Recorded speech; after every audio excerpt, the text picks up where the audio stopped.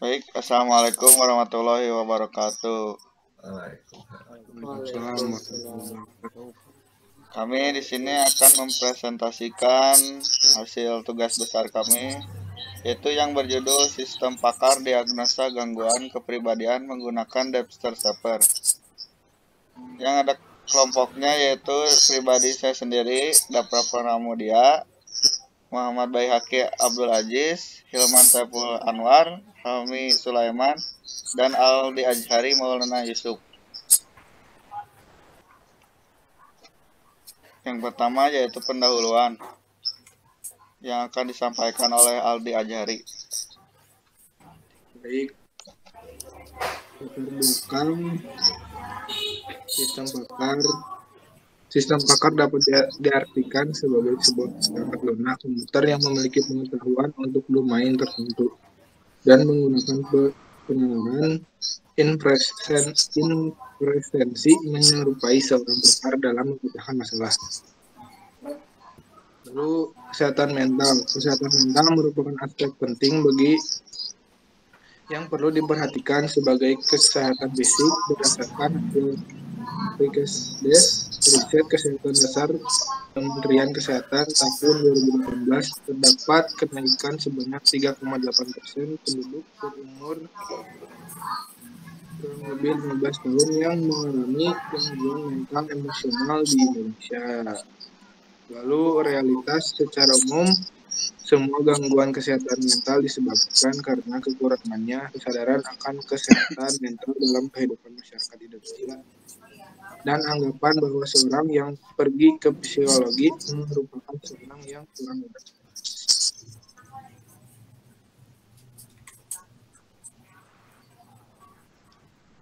Teori metode Dexter Shaper adalah suatu teori matematika untuk membuktikan berdasarkan relay function, fungsi kepercayaan, dan plausible reason. Pemikiran yang masuk akal yang digunakan untuk mengkombinasikan potongan informasi yang terpilih atau bukti untuk mengkalkulasi kemungkinan dari suatu peristiwa. Belief Bell adalah ukuran kekuatan evidence dalam mendukung suatu himpunan proporsi. Jika bernilai 0 mengindikasikan bahwa tidak ada evidence dan plausibility. Jika bernilai 1 menunjukkan adanya kepastian. Plausibility dinotasikan sebagai berikut. Jika yakni akan S, maka dikatakan bahwa BLS sama dengan 1 dan P1. Dengan A sama dengan alergi F, value D, demam B sama dengan bronkitis. Output indikasi kesehatan mental. Kode output 01. Nama outputnya terindikasi memiliki masalah pada kesehatan mental. Kode output 002 tidak terindikasi memiliki masalah pada kesehatan mental. Kode I1 sering menderita sakit kepala, beliefnya 0,8. I2 tidak memiliki nafsu makan, belief 0,8. I3 instrumennya sulit tidur, belief 0,7. I4 mudah takut, belief 0,5. I5 merasa tegang, cemas atau khawatir, belief 0,6. I6 tangan mudah gemetar, 0,4. I7 pencemaran, terganggu atau buruk, beliefnya 0,7. I8 sulit berpikir jernih, beliefnya 0,5. I9 merasa tidak bahagia, beliefnya 0,6. I10 sering menangis, beliefnya 0,5. I11 merasa sulit untuk menikmati kegiatan sehari-hari, beliefnya 0,4. I12 sulit mengambil keputusan, beliefnya 0,4. I13 pekerjaan sehari-hari terganggu, beliefnya 0,6. I14 tidak mampu melakukan hal-hal yang bermanfaat dalam hidup, beliefnya 0,6. I15 kehilangan minat pada berbagai hal, belitnya 0,6. I16 merasa tidak berharga, belitnya 0,6. I17 mempunyai keinginan untuk mengakhiri hidup, belitnya 0,7. I18 merasa lelah sepanjang waktu, belitnya 0,8. I19 mengalami rasa tidak enak di perut, belitnya 0,8. I20 mudah lelah, belitnya 0,8. I21 lebih sering menggunakan alkohol atau zat terlarang dari biasanya, belitnya 0,7. I22 merasa seseorang bermaksud mencelakai diri Anda, belitnya 0,8. I23 merasa ada sesuatu yang terganggu pikiran Anda, belitnya 0,8. I24 mendengar suara-suara yang tidak didengar orang lain, belitnya 0,8.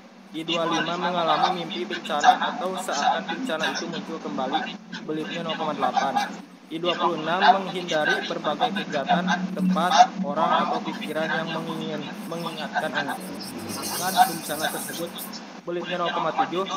I27 kurang tertarik terhadap teman-teman atau kegiatan sehari-hari, belitnya 0,8. I28 merasa sangat sedih apabila berada dalam situasi yang mengingatkan akan bencana tersebut, belitnya 0,9. I29 sulit menghayati dan mengeluarkan perasaan, belitnya 0,7.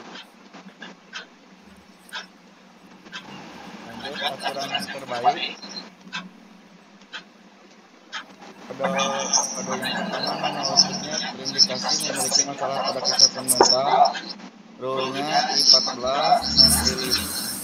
Rule-nya I4, NI5, NI6, NI8, NI9, NI10, NI11, NI12, NI13,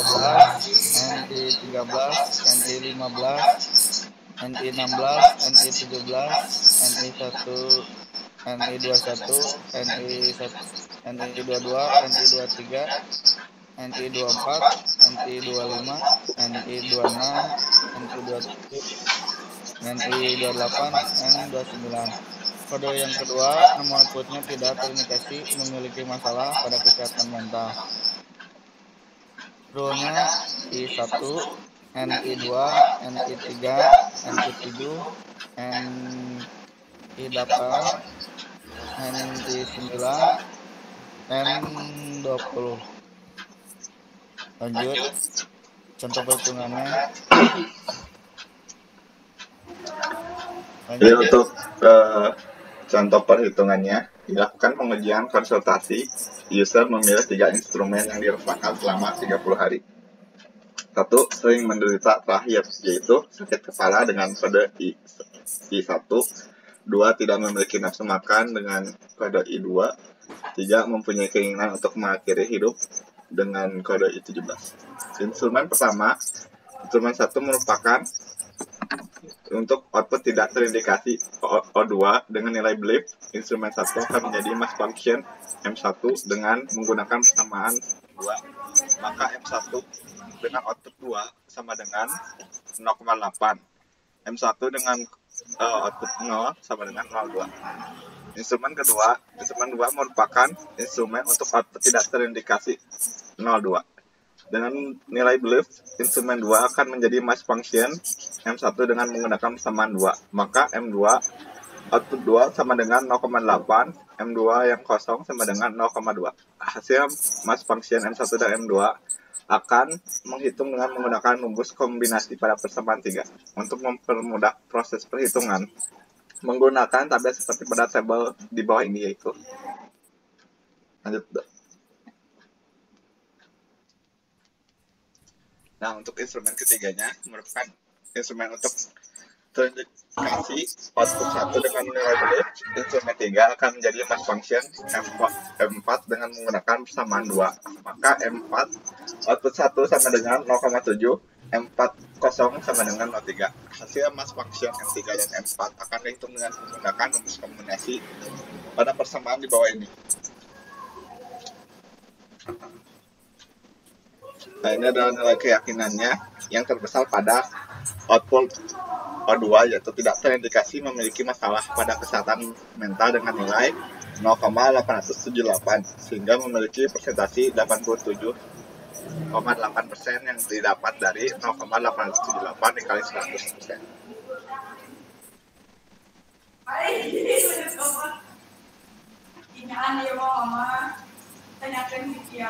Nah, dari 20 data sampel pengujian ada hasilnya, yaitu hasil sistem dan hasil pakar. Maka didapatkan banyak data uji sampel yang sesuai dibagi dengan banyak data uji sampel dikali 100. Dan didapatnya adalah 36 dibagi 40 dikali 100 sama dengan 90%. Sedangkan berdasarkan Sedangkan berdasarkan hasil 100 data pengujian akurasi, perbandingan antara sistem dan hasil pakar didapatkan banyak data uji yang sesuai dibagi banyak data uji dikali 100. Hasilnya 94/100 dikali 100%, yaitu 94%. Oke, lanjut.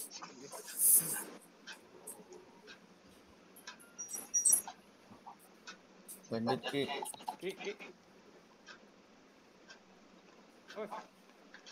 Ngepris.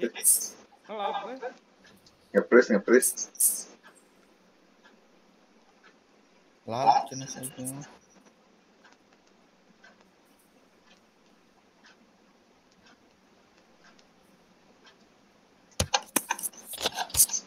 Keren lawe record nami. Gampang sampai. Orang pindah ke HP.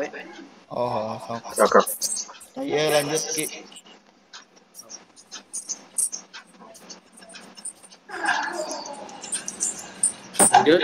Lanjut saya. Dari perhitungan persentase tingkat keakurasian sistem yang didapatkan dari 100 data diuji, perbandingan hasil sistem dan hasil pakar mengalami kenaikan persentase dibandingkan dari tingkat keakurasian sistem yang dipakai. Dari 40 data uji sampel dan didapatkan sebanyak 94 data yang sesuai dari 100 data yang diuji dan 6 data yang tidak sesuai dikarenakan instrumen yang dipilih masih sedikit dan kurang spesifik, sehingga dapat dikatakan bahwa sistem pakar deteksi dini kesehatan kali ini memiliki tingkat keberhasilan sebesar 94%, yang berarti sistem sudah dapat berjalan dengan baik.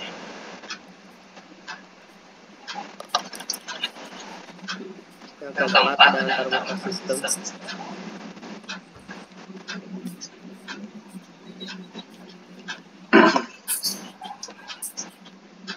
Di antarmuka sistem ini nanti pengguna akan memilih kondisi yang dirasakan 30 hari terakhir.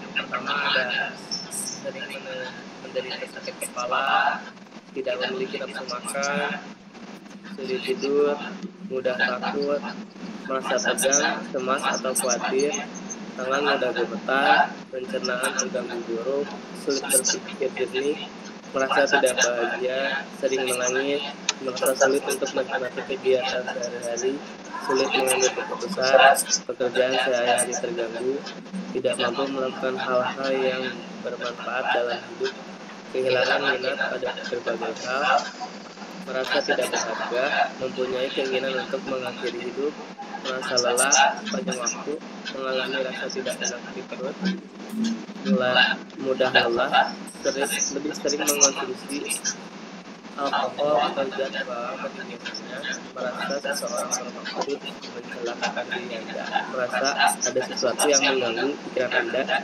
mendengar suara-suara yang tidak didengar orang lain, sulit menghayati dan mengeluarkan perasaan.